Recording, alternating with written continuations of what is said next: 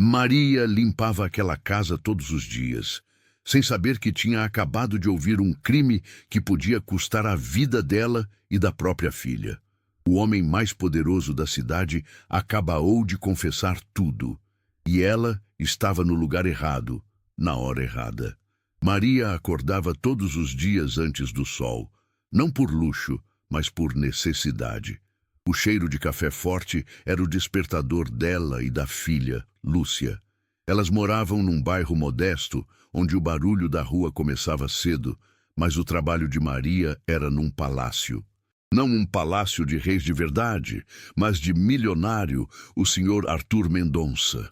A diferença entre a casinha apertada delas e a mansão Mendonça era a distância entre a terra e a lua. Maria era uma mulher de fibra, daquelas que não dobra a coluna nem para o peso da vassoura, nem para o peso da vida. Ela tinha 30 e poucos anos, mas os calos nas mãos contavam uma história de muito mais tempo de luta. O senhor Arthur pagava bem, o que garantia que Lúcia, sua filha, pudesse sonhar com a faculdade de Direito. E era esse sonho que as mantinha firmes.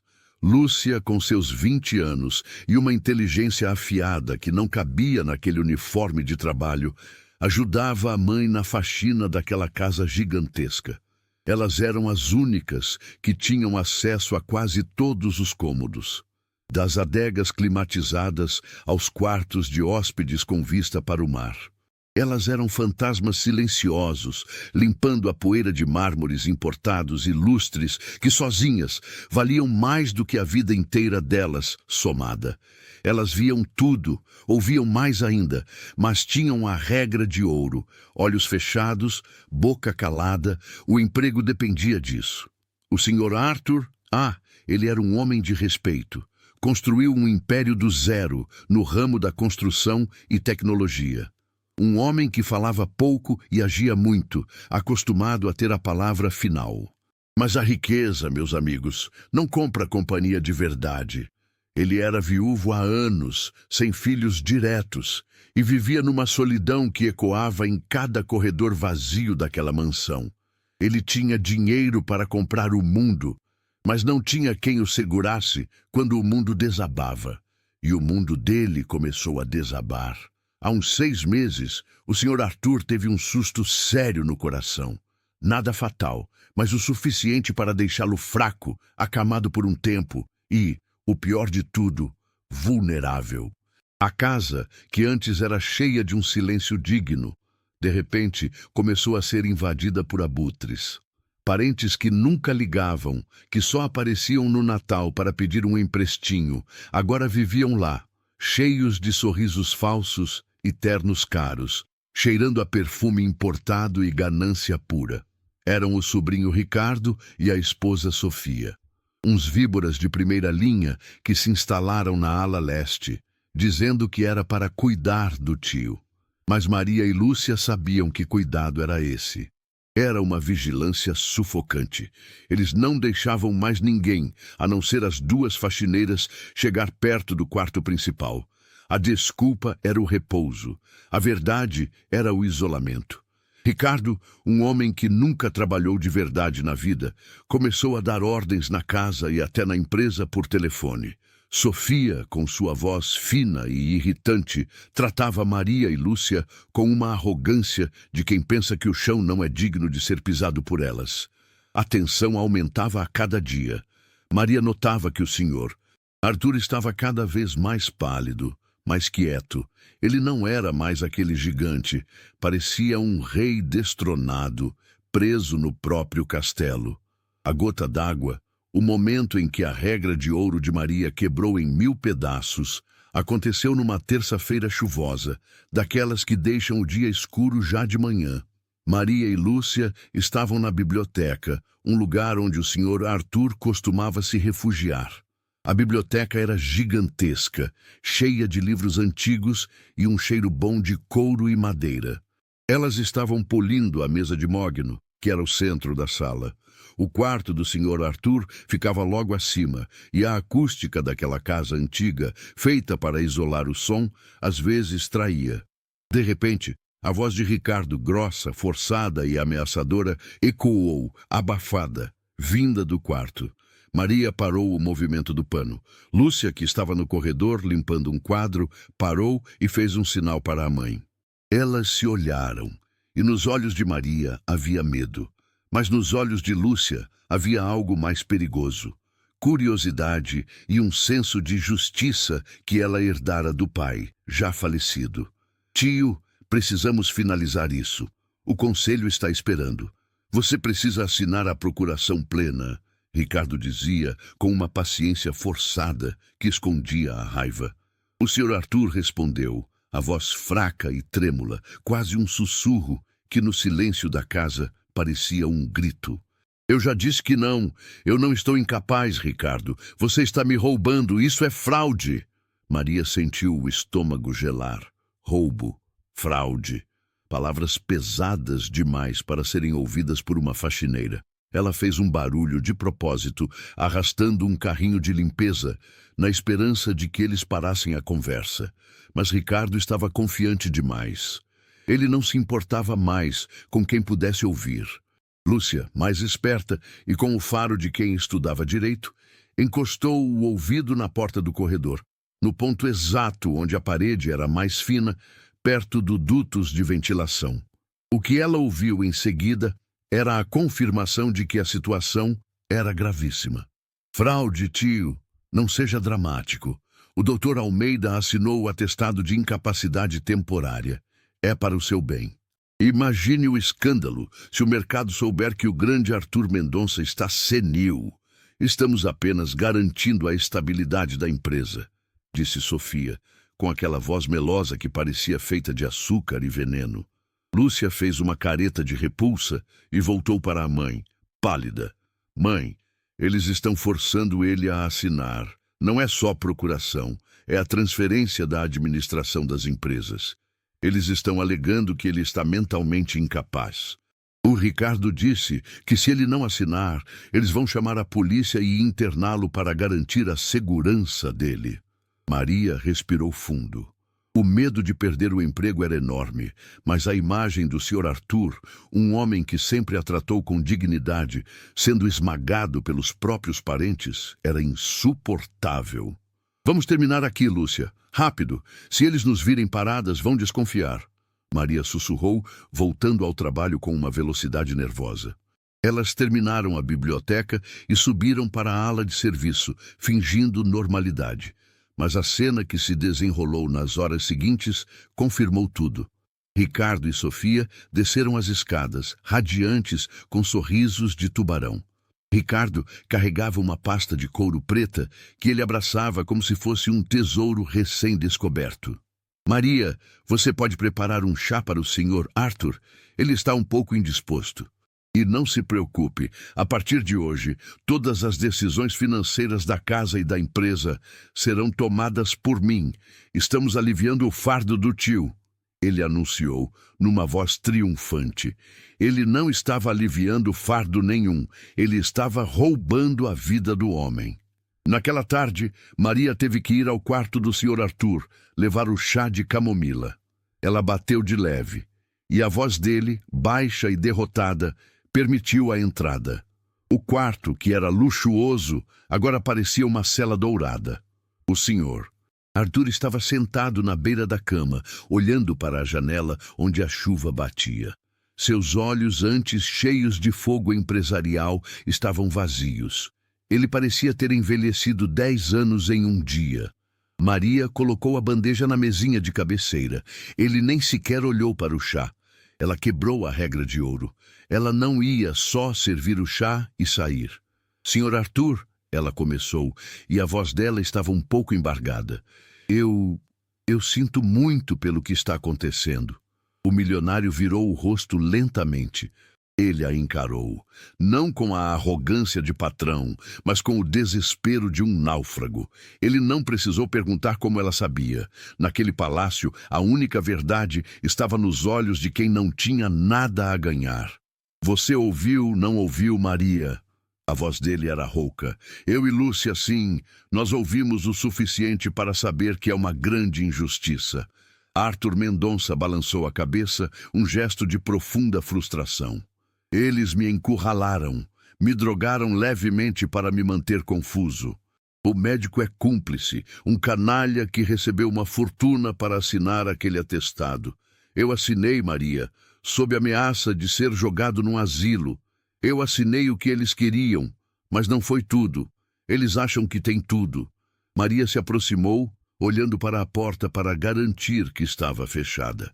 Ela estava arriscando o futuro dela e de Lúcia. Mas ela viu a dignidade roubada daquele homem e a injustiça era um veneno que Maria não conseguia engolir.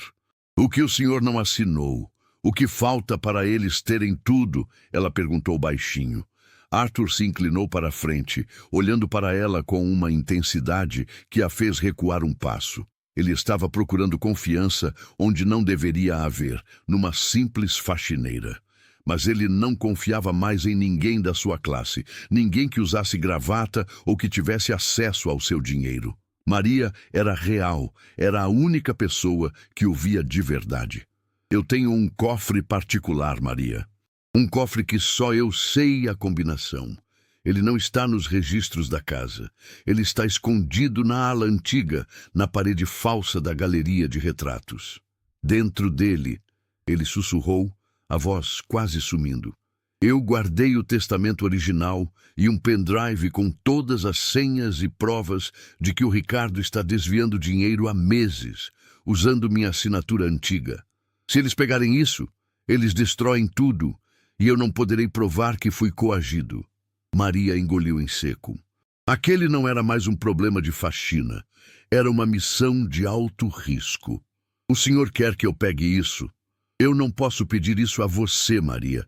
É perigoso. Se Ricardo ou Sofia descobrirem que você está me ajudando, eles a demitem.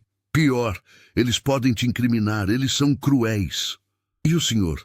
O senhor vai ficar aqui, vendo o trabalho de uma vida inteira ser roubado? Maria rebateu, com uma firmeza que surpreendeu até a si mesma. Eu não sou advogada, Sr. Arthur. Sou só a Maria. Mas eu sei o que é certo e o que é errado. E o que eles estão fazendo é errado demais para a gente fechar os olhos. Arthur sentiu uma ponta de esperança, algo que ele não sentia há semanas, acender em seu peito. A força daquela mulher simples era mais poderosa do que todo o dinheiro que ele tinha. Eu preciso de alguém que eles não suspeitem, alguém que tenha acesso a todos os cantos, alguém invisível. Ele disse, você é invisível, Maria. E Lúcia, ela é esperta, ela entende de leis. Lúcia estuda direito, sim. Ela sabe o que são provas. Maria confirmou, sentindo um frio na espinha, mas determinada. Ela não podia envolver a filha em algo tão arriscado, mas Lúcia já estava envolvida, pelo que tinha ouvido. Arthur deu a ela a combinação do cofre, um código que ele memorizara desde a juventude. Ele descreveu o local exato, atrás do retrato de sua mãe, o único que não tinha um alarme silencioso. O retrato é pesado. Você vai precisar de ajuda, e você tem que fazer isso hoje. Ricardo viaja amanhã de manhã para fechar o negócio principal, usando a procuração que ele me forçou a assinar. Se ele fechar, será quase impossível reverter. A pressão era imensa. Maria apertou a mão dele, um gesto proibido entre patrão e empregada. Mas naquele momento, eles não eram mais isso. Eram aliados contra uma injustiça colossal. Eu vou buscar, Sr. Arthur. Mas se eu conseguir, o que a gente faz depois? O senhor está preso aqui. Se você conseguir o pendrive, Maria, você tem a minha vida e a minha liberdade nas mãos. Você deve levar o pendrive e o testamento para fora da mansão. Guarde-o com segurança. E então, você deve procurar o meu antigo advogado, Dr. Elias. Ele é o único em quem posso confiar. Diga a ele que o tigre está enjaulado. Ele saberá que é um pedido de socorro. Maria assentiu. O nome do advogado e a senha gravados na memória. Ela era agora uma espiã, uma mensageira, uma guerreira improvável. Ao sair do quarto, Maria encontrou Lúcia na ala de serviço. A filha percebeu a mudança no semblante da mãe. O que aconteceu, mãe? Você está diferente. Maria puxou a filha para o pequeno quartinho de vassouras, o único lugar onde podiam ter um mínimo de privacidade. Ela contou a Lúcia tudo: o cofre, o testamento, o pendrive, a urgência. Lúcia não demonstrou medo. Demonstrou a empolgação da futura advogada que vê um caso de injustiça se desenrolando bem na sua frente. É a nossa chance, mãe, de fazer o certo. E se a gente conseguir, o senhor Arthur nunca vai esquecer. Mas a gente tem que ser muito, muito cuidadosa. Ricardo e Sofia são espertos. Eu sei, minha filha, é arriscado demais. Mas a gente vai fazer isso juntas. Você me ajuda a tirar o quadro, eu pego o que for preciso. E você fica de guarda, de olho em qualquer movimento deles. O plano tinha que ser executado naquela noite. A mansão Mendonça era grande, mas não havia um momento em que Ricardo e Sofia não estivessem vigiando. A única hora de folga era depois do jantar, quando eles se recolhiam para a ala leste, geralmente bebendo uísque na sala de cinema. Maria e Lúcia fizeram o jantar, serviram Ricardo e Sofia e esperaram. A espera era torturante. Cada minuto parecia uma hora. Finalmente, por volta das 11 da noite, o silêncio desceu sobre a casa, que só era quebrado pelo som distante da chuva fina. Maria vestiu roupas escuras e pegou as ferramentas de limpeza mais robustas que poderiam servir para alavancar o quadro. Lúcia pegou o celular para iluminar o caminho e um pequeno bloco de notas, caso precisasse anotar alguma coisa. A galeria de retratos ficava no segundo andar, numa ala que quase nunca era usada. O cheiro lá era de tinta antiga e pó. Elas subiram as escadas em silêncio. Cada passo na madeira parecia um trovão. O coração de Maria batia tão forte que parecia que ia rasgar seu peito. Elas encontraram o retrato da mãe de Arthur. Era uma pintura enorme, pesada, com uma moldura de ouro maciço. Aqui, Lúcia, segura firme, Maria sussurrou. Elas se posicionaram. O quadro estava preso à parede por ganchos reforçados. Maria usou a ponta de um pé de cabra pequeno, disfarçado como ferramenta de jardinagem, para soltar os ganchos. O esforço foi imenso e o quadro fez um rangido alto ao ser tirado. Elas o apoiaram contra a parede oposta, e ali estava, uma seção de parede de madeira ligeiramente diferente das demais, e no meio um pequeno cofre de metal, camuflado perfeitamente. Maria tremeu ao inserir a combinação que Arthur havia lhe dado. Os números entraram, e o cofre soltou um clique metálico, suave, mas que para elas soou como um tiro. Ela abriu a porta. Lá dentro havia uma pasta de documentos amarelados, o testamento, e um pendrive vermelho, pequeno e discreto, que continha o destino do Império Mendonça. Maria pegou os itens, mas assim que ela estava fechando o cofre, Lúcia congelou. Mãe, espera! Eu ouvi um barulho! Alguém está vindo! Elas olharam para o corredor. A luz do corredor principal, que deveria estar apagada, acendeu de repente. É o Ricardo. Ele deve ter descido para beber água, Lúcia sussurrou, o pânico tomando conta da sua voz. Maria agiu por instinto. Ela empurrou o cofre para fechar, mas a porta não trancou completamente. Ela escondeu o pendrive e o testamento dentro do seu avental de limpeza, que estava dobrado em sua cintura. Rápido! Coloca o quadro no lugar. Agora! Elas tentaram levantar o retrato, mas ele era pesado demais para ser colocado de volta nos ganchos em segundos. Ricardo estava subindo as escadas. Ele estava falando no celular, mas a voz estava cada vez mais próxima. Maria olhou ao redor desesperada. Ela viu uma pilha de lençóis limpos que elas haviam deixado ali para levar aos quartos. Lúcia, vamos! Fingimos que estávamos procurando roupa de cama. Anda! Elas abandonaram o quadro, que ficou apenas encostado na parede cobrindo o cofre, mas visivelmente fora do lugar, e correram para a ala de serviço, fingindo pressa. Ricardo as encontrou no meio do corredor. Ele parou, olhando para elas com desconfiança. Ele estava de roupão de seda e com um copo na mão. O que vocês estão fazendo aqui a essa hora? Ele perguntou com a voz carregada de uísque e suspeita. Maria, A faxineira invisível teve que se tornar uma atriz. Ah, senhor Ricardo, me desculpe, eu esqueci de deixar as toalhas de rosto no quarto de hóspedes. A senhora Sofia pediu mais cedo e eu esqueci. Viemos buscar agora para não ter problemas pela manhã, Maria disse, com a voz um pouco alta, para parecer natural. Ricardo franziu a testa. Ele olhou para o avental de Maria, mas não desconfiou do volume, pois ela sempre carregava panos e chaves ali. Toalhas, claro. Não poderíamos ter um dia sem toalhas. Vão para a cama. E Maria? Ele a chamou de volta com um olhar frio. Lembre-se, eu sou o responsável pela casa agora, sem passeios noturnos desnecessários. Sim, senhor Ricardo. 1000 perdões. Não vai acontecer de novo. Maria respondeu, curvando-se levemente, sentindo o suor escorrer frio pelas costas. Ele as dispensou com um aceno e continuou caminhando em direção ao seu quarto. Maria e Lúcia correram para o quartinho de serviço e fecharam a porta. Elas estavam ofegantes.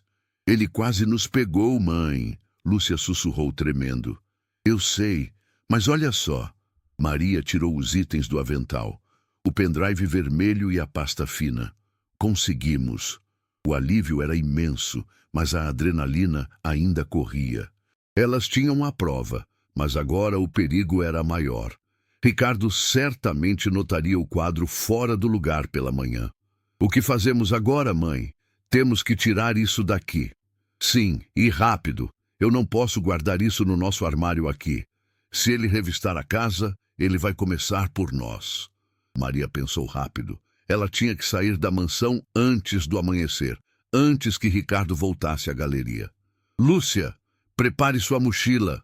Eu vou dizer que você está doente e precisa ir para casa imediatamente, que sua avó está te esperando. Você vai levar o pendrive e o testamento. Ninguém vai desconfiar de uma garota doente saindo no meio da noite.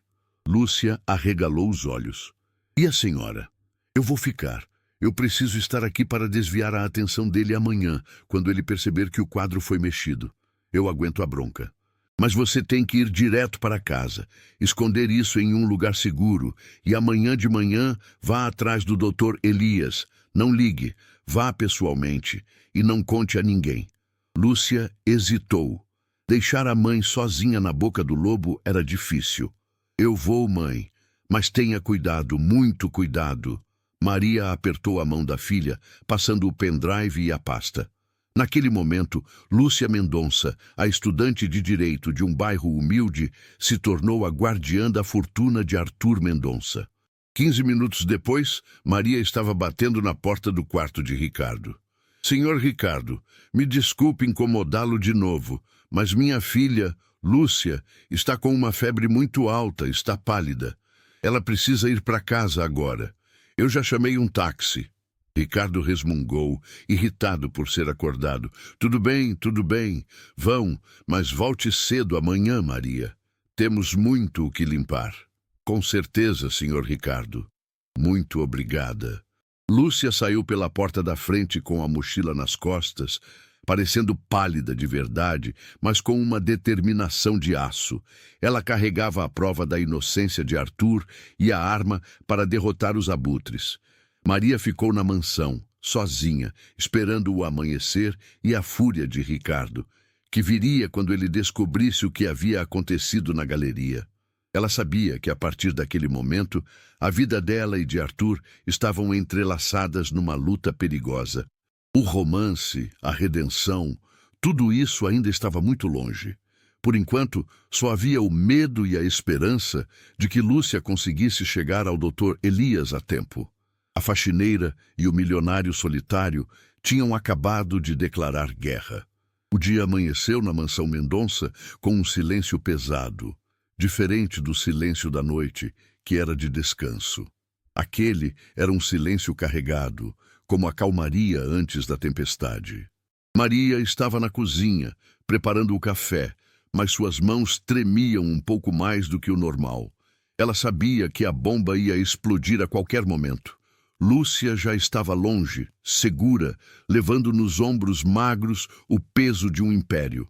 Maria se agarrava a essa certeza. Ricardo desceu para tomar café por volta das 8. Ele estava de mau humor, como sempre, mas hoje havia uma pressa estranha em seus movimentos. Ele tinha que viajar para fechar o grande negócio que ele tinha roubado de Arthur. Onde está Lúcia? Ele perguntou sem olhar para Maria, enquanto lia um jornal financeiro. Em casa, Sr. Ricardo.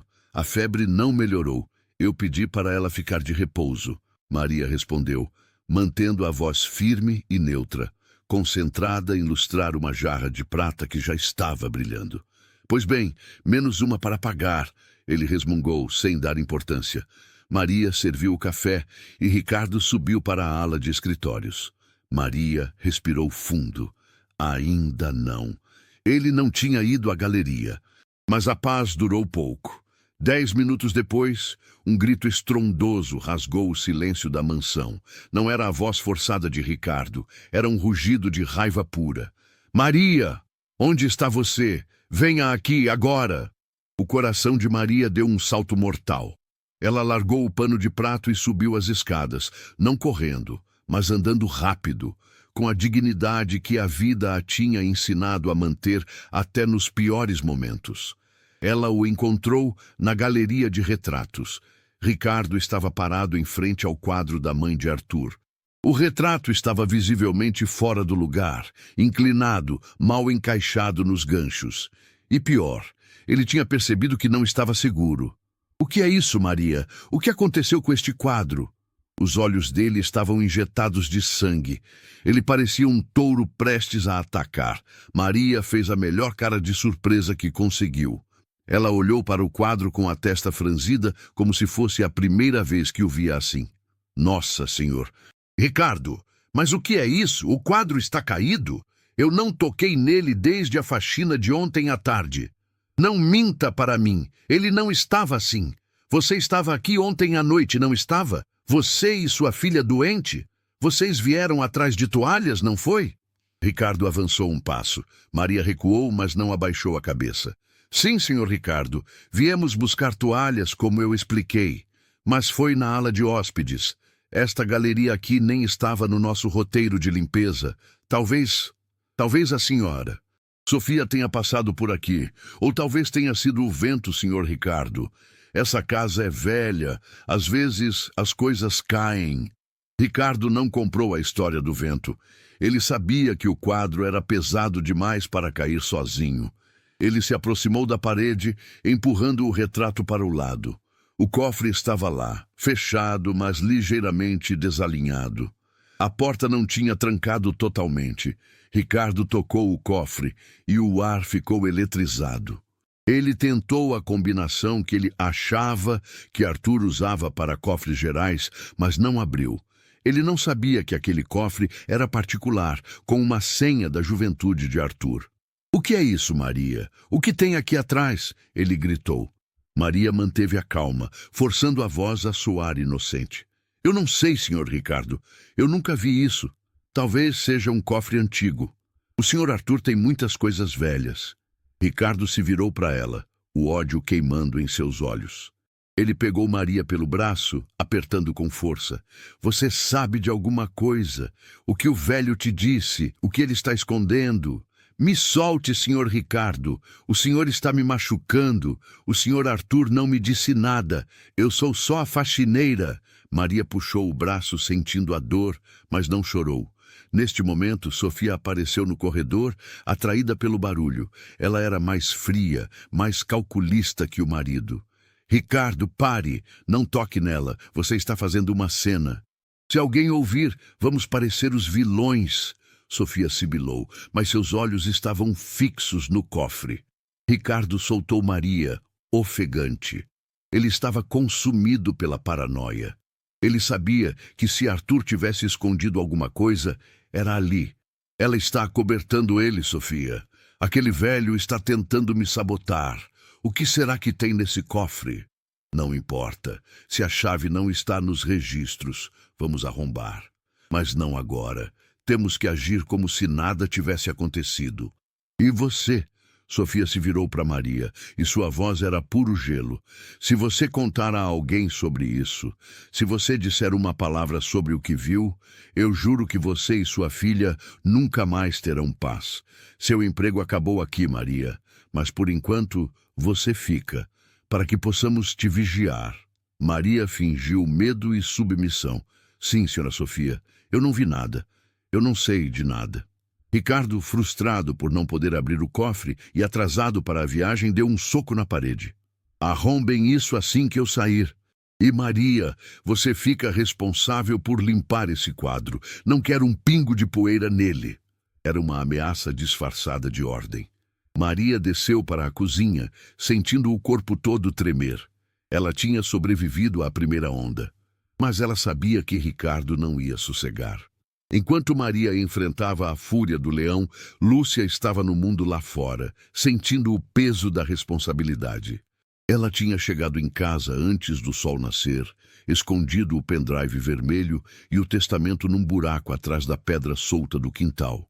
E agora, vestida com sua melhor roupa, ela estava no centro da cidade, procurando o escritório do Dr. Elias. O escritório era num prédio antigo, imponente, com cheiro de papel e dinheiro antigo. Lúcia, com suas roupas simples, parecia deslocada no meio de tanta pompa, mas a determinação a impedia de fraquejar. Ela falou com a secretária, uma mulher elegante e fria, que a olhou de cima a baixo. Eu preciso falar com o Dr. Elias. É urgente. É sobre o Sr. Arthur Mendonça. A secretária riu, um som seco e zombeteiro. O Dr. Elias não atende sem hora marcada, querida, e muito menos para pessoas sem credenciais. Lúcia não se intimidou. Ela se lembrou dos anos de humilhação que ela e a mãe passaram e pensou no Sr. Arthur, preso no castelo. Diga a ele que o tigre está enjaulado. Ele vai me atender, Lúcia disse, com uma autoridade que ela nem sabia que tinha. A secretária parou de sorrir. A frase era muito específica, muito antiga. Ela pegou o interfone e sussurrou as palavras. Do outro lado da linha, houve um silêncio longo. E depois, a voz grave e forte do Dr. Elias. Mande-a entrar, imediatamente. Lúcia entrou no escritório. Dr. Elias era um homem na casa dos 70, cabelo branco impecável, terno de corte caro, mas com olhos que ainda tinham o fogo da batalha. Ele conhecia Arthur Mendonça há 40 anos. Ele a olhou. Quem é você, menina? Sou Lúcia, filha da Maria, a faxineira do Sr. Arthur. O Dr. Elias suspirou. Ele esperava um mensageiro de gravata, não uma estudante de direito, mas a senha não errava. O que aconteceu com o Arthur? Lúcia não perdeu tempo com rodeios. Ela contou a história inteira.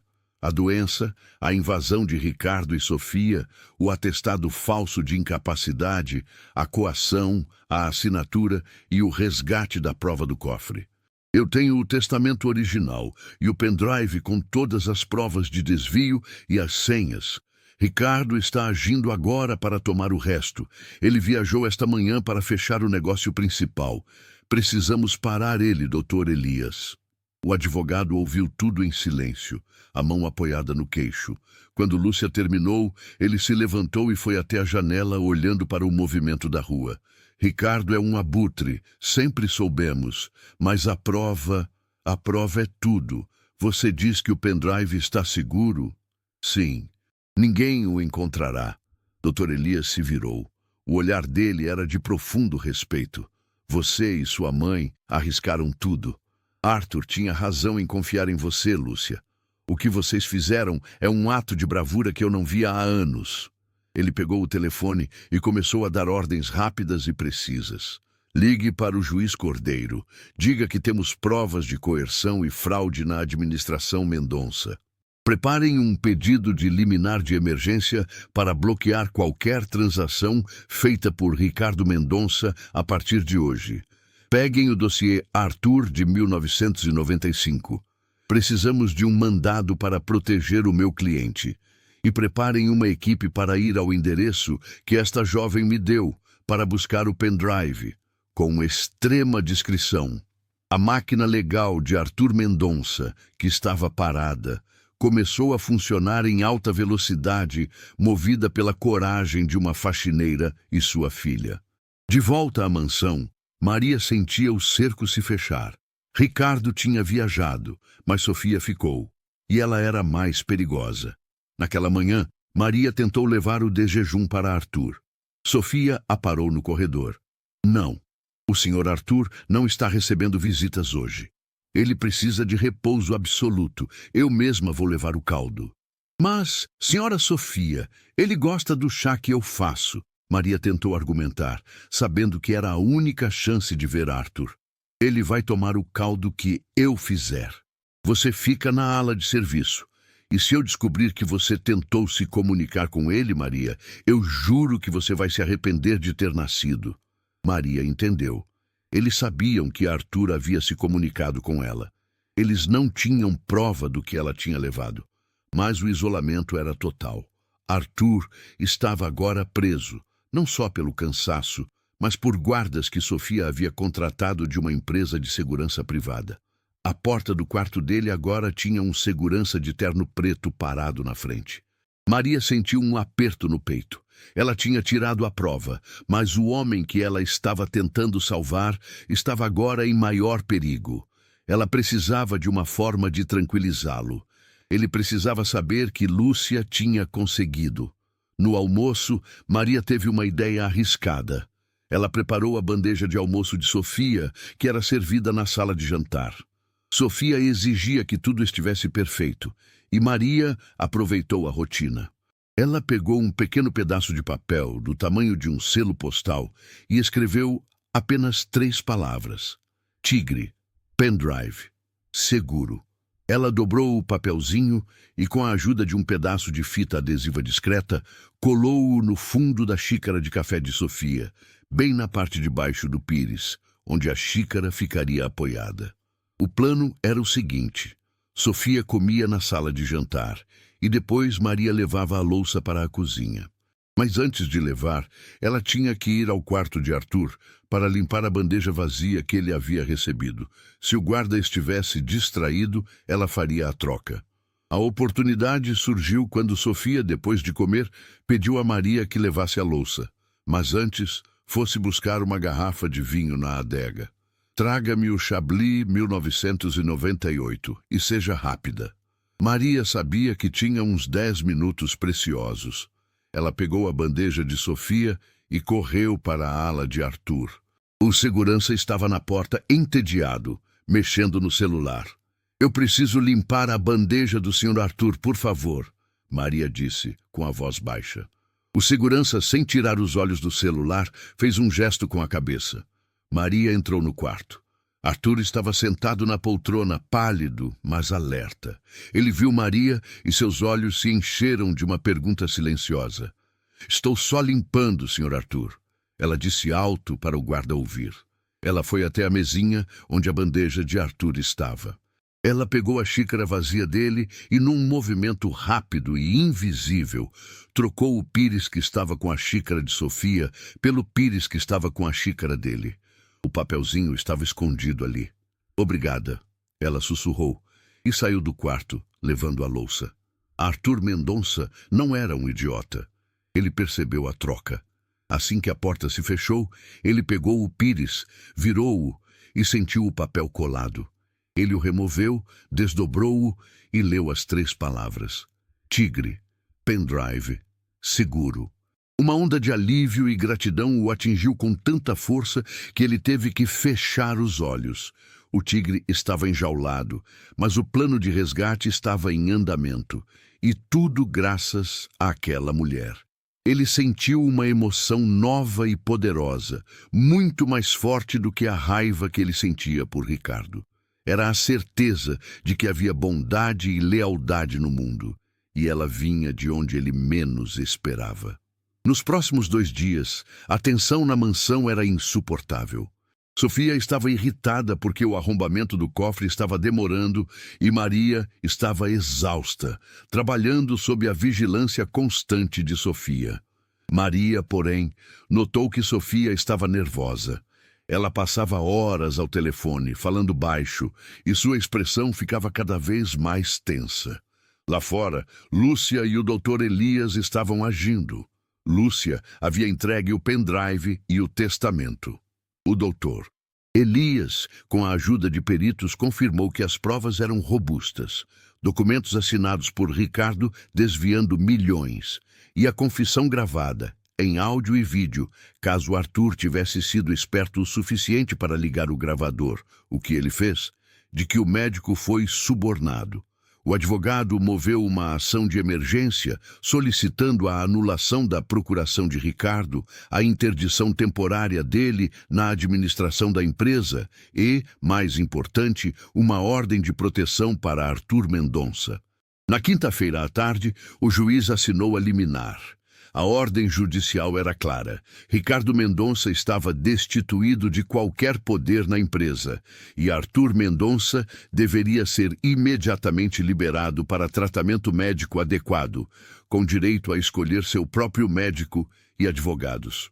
O golpe de misericórdia veio por volta das 4 da tarde. Maria estava na cozinha quando o telefone principal tocou. Sofia atendeu no escritório. O grito de Sofia foi diferente do de Ricardo. Não era raiva, era desespero e humilhação. O quê? Uma liminar? Você está de brincadeira? Como assim o banco bloqueou tudo? De onde saiu essa ordem? Maria parou o que estava fazendo. Ela sorriu internamente. O tigre estava se soltando. Sofia desceu as escadas correndo, o rosto vermelho e os olhos arregalados. Ela estava ligando para Ricardo, que estava em outra cidade, prestes a fechar o negócio. Ricardo atendeu, e o que Maria ouviu a seguir foi a confirmação da derrota. O quê? Elias? Aquele velho desgraçado. Mas como ele conseguiu a prova? Eu tenho a procuração. Onde está o testamento, Sofia? O cofre? Ele abriu? Sofia gritou de volta. O cofre não abre, seu idiota. Mas o Elias disse que tem provas de fraude e coerção. Alguém falou, alguém vazou a informação. Eles olharam para Maria. Os 2 seguranças que guardavam Arthur também desceram as escadas, confusos com a gritaria. Ricardo, que havia voltado correndo para a mansão, chegou 10 minutos depois, furioso, jogando a chave do carro na mesa de mármore. Foi você, Maria. Foi você quem contou, você e sua filha. Eu sabia que vocês estavam metidas nisso. Ricardo avançou sobre Maria, mas ela estava preparada. Ela não era mais a faxineira assustada. Ela era a aliada de Arthur Mendonça. Eu não sei do que o senhor está falando, senhor Ricardo. Ela respondeu com a voz calma e quase entediada. Não minta, você mexeu no cofre. O velho te usou. Onde está o pendrive? Me diga agora ou eu chamo a polícia e te acuso de roubo. O senhor pode chamar quem quiser, senhor Ricardo. Eu estava apenas limpando a casa, como sempre. E se tem alguém aqui que está roubando, não sou eu, Maria disse, encarando-o. A ousadia dela o deixou louco. Ele levantou a mão, pronto para bater nela. Neste exato momento, a porta da mansão se abriu e entraram 3 figuras. Doutor Elias, com a expressão séria e vitoriosa, 2 oficiais de justiça e, para a surpresa de todos, Lúcia, que havia insistido em acompanhar o advogado. Dr. Elias estava segurando um documento oficial. Ricardo Mendonça, pare imediatamente. Você está sob uma ordem de restrição e interdição temporária. Você não pode se aproximar da senhora Maria ou do senhor Arthur. Qualquer ameaça será considerada desacato e obstrução da justiça. Elias declarou, sua voz ecoando na sala. Ricardo e Sofia ficaram pálidos, paralisados. Eles não esperavam que a justiça viesse tão rápido e com tanta força. Você não tem esse direito, Elias. Isso é um absurdo, Ricardo berrou. O direito me foi dado pelo juiz Cordeiro, baseado em provas irrefutáveis de fraude e coerção. Além disso, trouxemos médicos independentes para examinar Arthur. Ele não está incapacitado, ele está sendo vítima de um golpe familiar. Elias rebateu friamente. Lúcia olhou para a mãe. Maria estava intacta, vitoriosa. Lúcia correu para abraçá-la. Mãe, conseguimos! Maria a abraçou forte. Você foi incrível, minha filha. Os oficiais de justiça subiram para o quarto de Arthur, acompanhados pelo novo médico. Ricardo e Sofia foram obrigados a assistir, impotentes, enquanto o castelo que eles haviam construído sobre a doença de Arthur desmoronava. 20 minutos depois, Arthur Mendonça desceu as escadas. Ele estava fraco, mas a dignidade e o fogo haviam retornado aos seus olhos. Ele usava um roupão, mas parecia mais poderoso do que Ricardo em seu terno caro. Ele olhou para Ricardo e Sofia, que foram escoltados para fora da mansão pelos oficiais. Vocês terão que responder por cada centavo desviado e por cada dia de sofrimento que me causaram, Arthur disse, a voz rouca, mas firme. Quando a porta se fechou e o silêncio finalmente retornou à mansão, Arthur se virou para as duas mulheres que o haviam salvado. Ele estava livre, mas ele não era mais o mesmo homem solitário. Ele foi até Maria e Lúcia. Lúcia estava chorando, aliviada. Lúcia, você é a advogada mais corajosa que já conheci. Sua faculdade está garantida. E quando você se formar, a primeira vaga no meu departamento jurídico é sua. Arthur prometeu, com um sorriso sincero. Depois ele se virou para Maria. O olhar dele era diferente. Não era mais o patrão olhando para a empregada. Era um homem olhando para sua salvadora. Maria, ele começou, e sua voz falhou um pouco. Eu não tenho palavras para agradecer o que você fez. Você arriscou seu futuro, o futuro de sua filha, por mim. Você me deu minha vida de volta. Maria sentiu o rosto corar, mas ela encontrou o olhar dele. O senhor me tratou com respeito, senhor Arthur. Eu só fiz o que era certo. Arthur balançou a cabeça. Não, Maria. Você fez muito mais do que o certo. Você me mostrou que a lealdade e a coragem valem mais do que qualquer fortuna. O doutor Elias, percebendo o momento, pigarreou. Arthur, precisamos ir ao hospital agora. Você precisa de exames e repouso de verdade. Sim, Elias, mas antes... Arthur olhou para Maria. Maria, eu não quero que você saia. Você e Lúcia, por favor, fiquem aqui. Não como empregadas, mas como minhas convidadas. Eu preciso de vocês.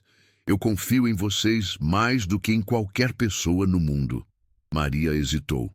Ficar ali, na mansão, como convidada, era uma mudança de mundo. Eu não sei, Sr. Arthur. Por favor, Maria, considere isso. Eu não quero mais ficar sozinho neste lugar. E eu preciso de tempo para pensar em como vou te recompensar.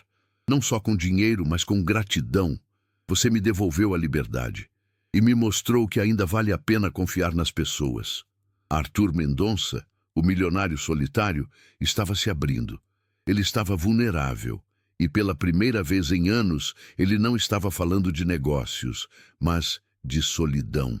E Maria, a faxineira, sentiu que o seu papel na vida daquele homem estava apenas começando. A injustiça havia sido combatida, mas a solidão dele ainda precisava de redenção. E ela, de alguma forma, era a chave para isso. Arthur Mendonça foi para o hospital, como o doutor Elias havia ordenado, mas não sem antes garantir que Maria e Lúcia tivessem tudo o que precisavam na mansão. Ele não as deixou em um quarto de hóspedes qualquer. Ele as instalou na ala principal, onde Ricardo e Sofia tinham se alojado, garantindo que elas tivessem o máximo de conforto. Maria, porém, não conseguia ficar parada. O hábito de trabalhar era mais forte do que a ordem de ser convidada. Ela andava pela mansão, mas agora sem o peso do avental e da vassoura, e sentia um vazio estranho. Ela não estava mais limpando o luxo dos outros. Ela estava habitando um espaço que, de repente, parecia ter sido conquistado. Lúcia, mais jovem, adaptou-se mais rápido. Ela passava horas na biblioteca, lendo livros de direito, preparando-se para a faculdade, mas mantendo a vigilância. A casa ainda parecia grande e fria, mas tinha a promessa de um futuro. Arthur ficou uma semana no hospital. Foi uma semana de desintoxicação dos medicamentos leves que Ricardo e Sofia usavam para mantê-lo confuso, e de exames que confirmaram que ele estava bem, apenas exausto e solitário. Ele não recebeu visitas de ninguém do seu círculo social, mas recebia ligações diárias do doutor Elias e de Lúcia, que o mantinham a par da situação legal. Ricardo e Sofia estavam sendo investigados e o Império Mendonça estava sendo estabilizado. Mas era a ausência de Maria que pesava. Ele ligou para ela na terceira noite. A conversa foi desajeitada, porque a relação deles tinha mudado de forma radical. Maria, como estão as coisas por aí? Ele perguntou, a voz ainda um pouco fraca. Tudo tranquilo, Sr. Arthur. A senhora Lúcia está aproveitando a biblioteca. E eu só estou esperando o senhor voltar. Não me chame de Sr. Arthur. Não mais. Você me salvou a vida, Maria. Você é minha amiga, minha aliada. Me chame de Arthur. Maria sentiu o coração acelerar. Arthur, é estranho, mas se o senhor insiste, eu insisto. E Maria, você tem certeza de que não está limpando a casa escondido? Ele brincou, e Maria riu, um som que ele percebeu que nunca tinha ouvido de verdade. Era um som leve e bonito. Não, Arthur, eu estou apenas organizando algumas flores. A casa estava precisando de um pouco de vida. Arthur sorriu sozinho, no quarto de hospital. A casa precisa de você, Maria. E eu também. A confissão dele não foi romântica, foi honesta. Ele precisava dela. Ele precisava daquela força simples, daquela lealdade inabalável que ela representava. Quando Arthur finalmente voltou para a mansão, ele não desceu do carro como o empresário vitorioso. Ele desceu como um homem cansado, que estava voltando para casa de verdade, pela primeira vez em muito tempo. Maria estava na porta, esperando-o, com Lúcia ao lado. Bem-vindo de volta, Arthur, ela disse, e o uso do nome soou fácil e natural. A mansão estava diferente. Não era só a limpeza, mas o ar. Havia um vaso de flores frescas na mesa de entrada, e o cheiro de comida caseira vinha da cozinha. Não o cheiro de pratos de restaurante requintados que ele estava acostumado a pedir. Lúcia o ajudou a subir as escadas, e Maria estava sempre por perto. Nos dias seguintes, a rotina deles se estabeleceu de forma íntima e inesperada. Arthur, ainda em repouso, passava as tardes na varanda, e Maria se sentava com ele, não para servi-lo, mas para conversar. Eles falavam sobre a infância dela, as dificuldades, a luta para criar Lúcia. Maria falava sobre a honestidade que ela herdou da mãe e a importância de não se curvar à injustiça. Arthur ouvia, fascinado. Ele, por sua vez, começou a se abrir. Ele falou sobre a pressão de construir o império, a solidão após a morte da esposa, a desilusão com a família e os amigos que só viam o dinheiro. Ele estava acostumado a projetar uma imagem de força implacável, mas com Maria ele podia ser apenas Arthur, o homem que estava cansado de estar sozinho. Eu tinha tudo, Maria. Dinheiro, poder, respeito. Mas quando eu estava no hospital, eu percebi que se eu morresse, ninguém sentiria falta de mim, só do meu saldo bancário. Ele confessou uma tarde, olhando para o horizonte. Maria pegou a mão dele, um gesto de conforto que vinha naturalmente agora. Isso não é verdade, Arthur. Lúcia e eu sentiríamos. O Senhor nos deu dignidade.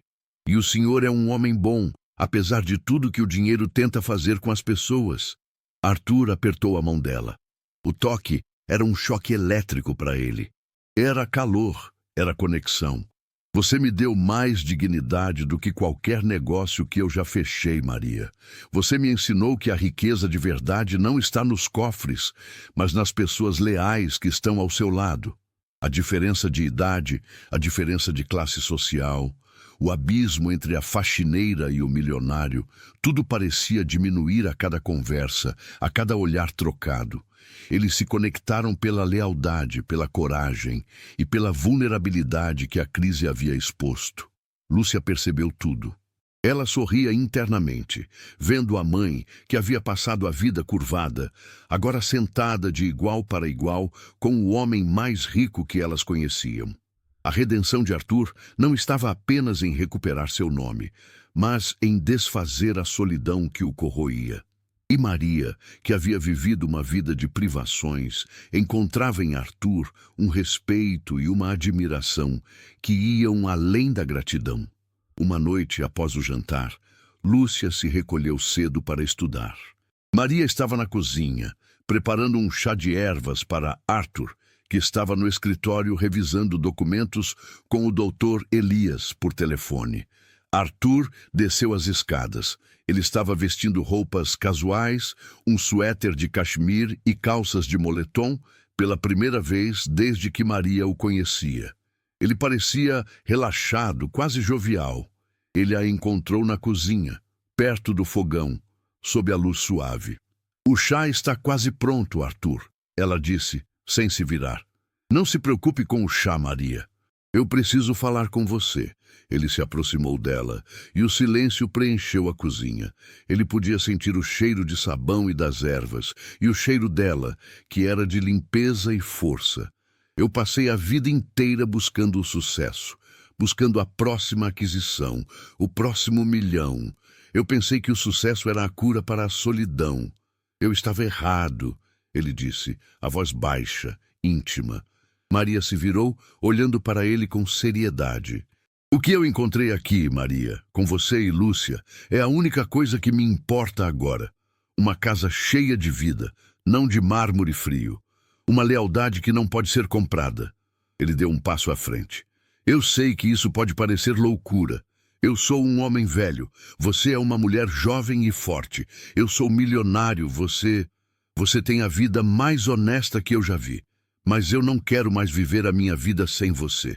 Maria sentiu o rosto queimar. Ela sabia onde ele estava chegando, mas a realidade era avassaladora. "Arthur, eu sou a faxineira. Eu não pertenço a este mundo. Você pertence ao meu coração, Maria. E isso é o único mundo que me interessa. Eu não estou te oferecendo um emprego melhor. Não estou te oferecendo dinheiro. Eu estou te oferecendo a minha vida. Eu te amo, Maria. Eu amo a sua coragem, a sua integridade e a forma como você encheu essa casa vazia de luz. E eu quero que você seja minha esposa." O silêncio que se seguiu foi tão profundo que Maria podia ouvir a água do chá borbulhando no fogão. Uma proposta de casamento, vinda do homem que ela ajudou a salvar, era o final mais improvável para a sua vida de luta. "Você não precisa me responder agora", Arthur disse, preocupado com o choque dela. Maria respirou fundo.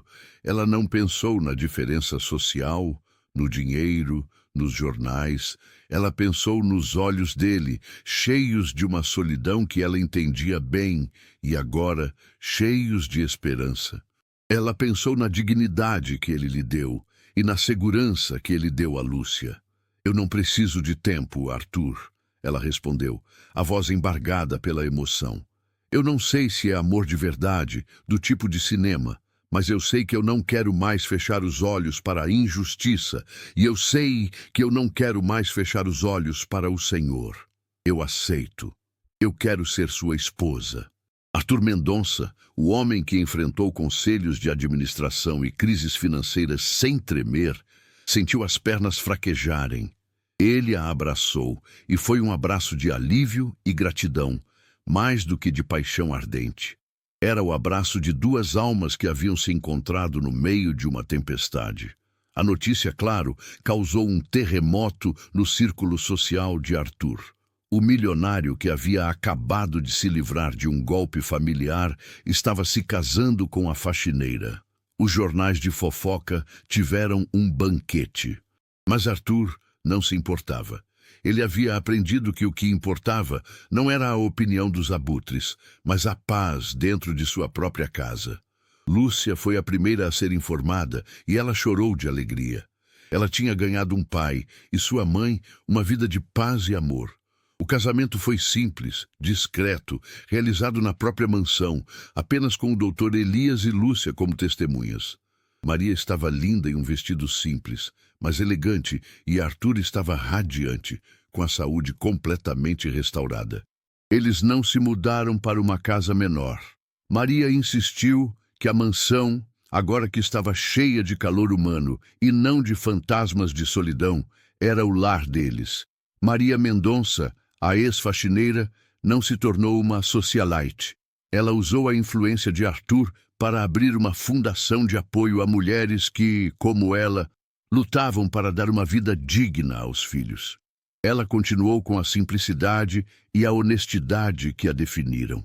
Arthur, por sua vez, mudou o foco da sua empresa. Ele se afastou do dia a dia e dedicou seu tempo a viajar com Maria e a mentorar Lúcia, que entrou na faculdade de Direito no ano seguinte, brilhando como a advogada prodígio que ele sabia que ela seria. O Império Mendonça continuou forte, mas agora tinha um coração. Ricardo e Sofia foram processados e perderam tudo, pagando caro pela ganância. Eles se tornaram apenas uma lembrança amarga, um lembrete do que acontece quando a ganância tenta esmagar a justiça. E Arthur, ele finalmente encontrou a redenção de sua solidão.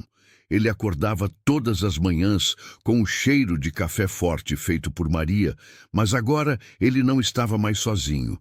A mansão Mendonça, que antes era um túmulo dourado, era agora um lar, aquecido pelo amor inesperado que nasceu entre um milionário destituído e a mulher simples, que teve a coragem de não fechar os olhos para a injustiça.